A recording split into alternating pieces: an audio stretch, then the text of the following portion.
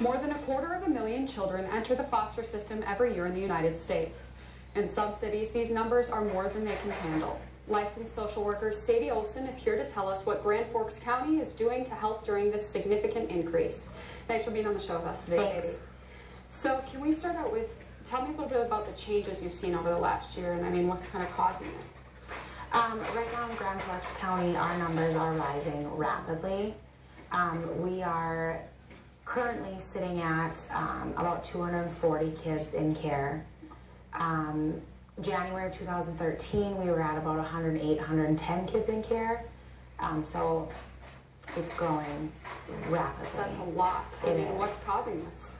The top two reasons why we're seeing kids come into care, the main number one reason being substance abuse, whether it's alcohol, methamphetamine, heroin's coming back, or domestic violence as well. So what specifically are you seeing in Grand Forks County then? I mean, is there a specific drug that's kind of popping up? Here, you know, the top three, like I said, alcohol is the number one. Methamphetamine, heroin is also making a very large comeback in our community. That's tough. Now, you were once an addictions counselor? I was. How long were you an addictions counselor? I worked as an addiction counselor for a year in Fargo, and then 3 years as residential staff here in Grand Forks. So how has that kind of helped you with your role now over at Grand Forks County Social Services? I think it's helped me to have some empathy, to understand the families, how they come into situations that they come into, just to be more empathetic. Yeah. Yeah. So now you gave us some information on the rise of foster care in Grand Forks. So, I mean, what do you do when there are more kids in our homes? What do you do? We are really fortunate at Grand Forks County. We have some really good relationships with other counties, other agencies, members of the community that step forward, but we are still really short on homes. You need some. Do you know how many you need right now? Or how many you're at? Right now we're sitting at 240 kids in care, and we're at about 62 homes currently to date. Wow. And how does this compare to national trends? I mean, is this a pretty normal thing to have this increase and such a lack of homes? I think that there's always going to be a need for homes. You know, my wish, I guess, is that we would have enough homes where they're waiting for kids to come in, but it's tough. Yeah, definitely. And how are the kids affected by this then? I'm sure it's hard to leave home. Absolutely. One of the things that we do for our training, because there's a training for our foster parents, we have 5 papers, and we say write down the 5 reasons why you woke up this morning. Why do you wake up every day? What keeps you living? We'll then ask that they take 1 away, and then we ask, you know, how would you function with that 1 piece missing?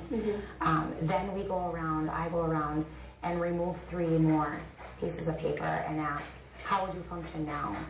And a lot of people wouldn't, and that's you know, what the children come into. They don't get to choose what they keep and what they don't. Hard situation. Absolutely. So how do the kids come to the social services then?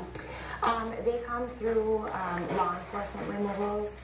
Child protection plays a piece in that. They're always there assisting law enforcement. They're assisting us just through the reports of child abuse and neglect.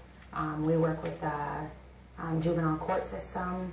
They make that ultimate decision on if the child's going to be removed or not. Now, from what I understand, foster children come with nothing, usually. Usually. Do you guys supply them with anything when they come in? We love to have blankets. We like to keep our blanket supply stocked. For every child that comes in, they get a blanket. It's something that's theirs, maybe something they can find a little comfort in. You know, some little basic toiletries, and then the rest our foster families just kind of keep on hand. That's great that you guys can give them something that feels like their own when they come with nothing. Absolutely. So typically, how long does a foster parent have a foster child in their home then? It depends on the situation.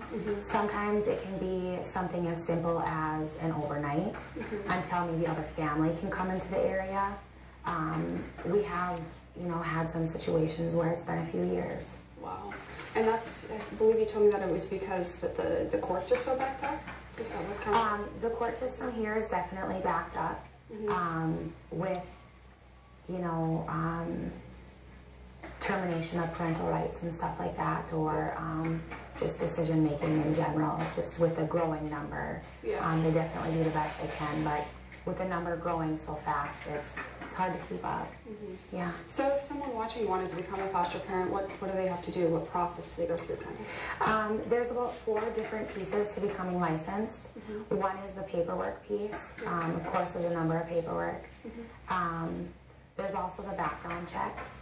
They need to have criminal background checks, and also the child abuse and neglect.